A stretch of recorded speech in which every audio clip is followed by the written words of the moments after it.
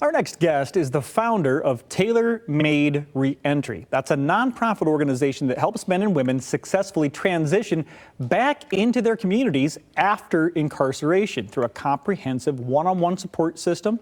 And her work is a direct result of her own lived experiences, including having an incarcerated father and being the sister of Breonna Taylor, whose case made national headlines.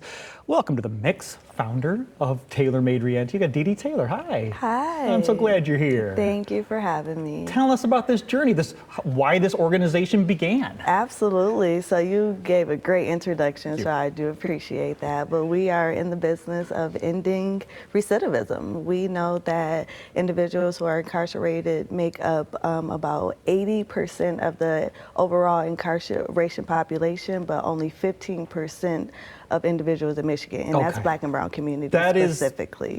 Dee Dee, I got to stop you there because that is a big number. Yes. Okay, we're talking. If you don't know the term recidivism, we're talking about you've been jailed. Yes. You were released. Yes. And you ended up in jail again, and that number you said was 80%. So you're talking Absolutely. 8 out of 10 people Yes. were there already. Yes. Been there and done that. Absolutely. And so we're trying to lower that number. Absolutely, absolutely. And so talk about how we're doing that. I mean, you have some great programs. Yeah. You got a great I love good acronym, HEAL, this HEAL program. Can you tell me more about that? Absolutely. So a part of our reentry programming is heal. We understand that healing is what we need, not personally, but for everybody within our community. And HEAL stands for Helping Eradicate Adverse Law Enforcement. So as you all know, Breonna Taylor is my sister, and we do a lot of work to assist law enforcement in better policing our community. So that's where the initiative came from.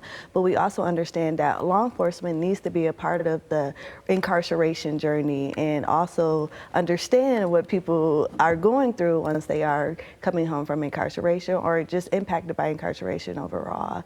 So we created an entire program where we can bring law enforcement into this system and also bring in individuals impacted by incarceration so that we can start working together, so that we can start mending that gap on what it looks like to really work together and see each other as partners, as opposed to having fear when we're in contact with one another. Dee Dee, is that the main barrier that you think what is the main barrier? What's causing that recidivism? Is it really just the communication? Well, I wouldn't say it was just communication amongst our law enforcement and impacted individuals.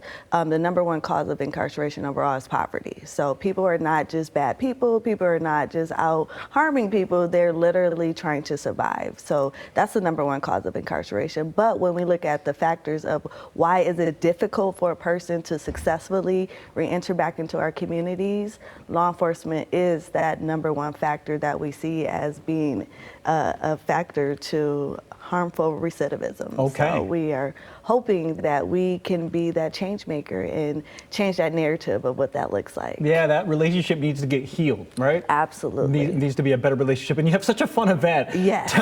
To draw attention to this. Let's talk about the thing happening in Garfield Park. You got a kickball event happening? Yes, our annual kickball event, which is our community healing experience event. And that's a kickball game that features justice impacted individuals and law enforcement.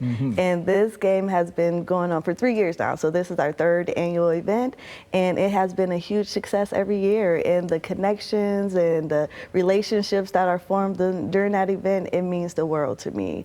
And I have to shout out our partners. The justice impacted individuals that play in the game are also those in the Guide and Light program. So excellent. We partner with the Guide and Light. We are very strong supporters of Guide and Light, and every year those individuals come in to support us and ensure that this event is a great success for us. I'm so glad you guys are collaborating with that organization. Absolutely. And on top of the kickball event, we will be giving away back to school supplies. So we do have a priority on children who have a parent who is incarcerated, but this is for all community members. We want all to be involved. No one will be turned away. But the overall goal is to ensure that we're all healing and we're all in relation with one another, which I think we all need so much. And not headed back to incarceration, headed back into society, which is how the system is supposed to work. Absolutely. So if you want to get involved, maybe this is your family, or maybe this is something that you feel strongly about. You want to help.